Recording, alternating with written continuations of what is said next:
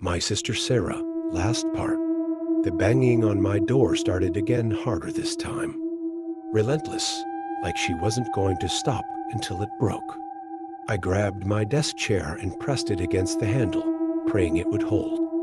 Her voice was outside, low and sing-song, but layered with something guttural, something inhuman. "Let me in, please," she cooed, her tone mocking. "You're making this so difficult. I just want to talk. Don't you trust me?" I didn't answer, too terrified to make a sound.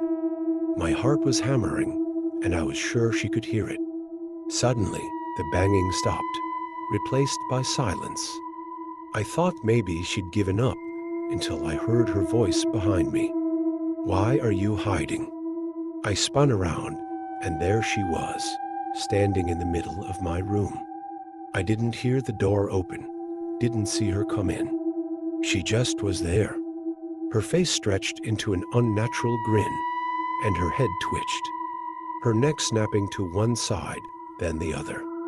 "I told you," she whispered, taking a slow step forward. "You can't hide from me."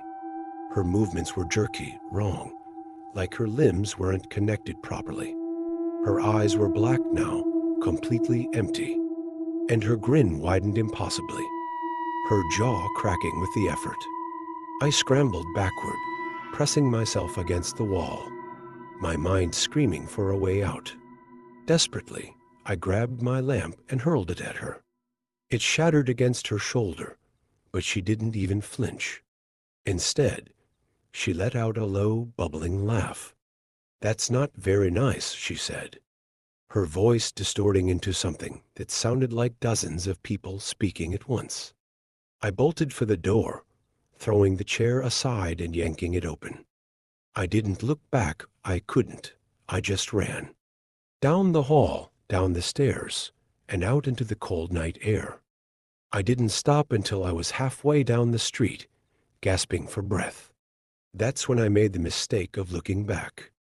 The house was dark, except for one window, my bedroom. She was standing there, staring down at me, her head tilted unnaturally to the side, her grin still plastered across her face. But this time, she wasn't alone. Behind her, in the darkness, I saw shapes. Dozens of them, all with the same black, empty eyes, all staring at me. And then, as if they knew I was watching, they smiled.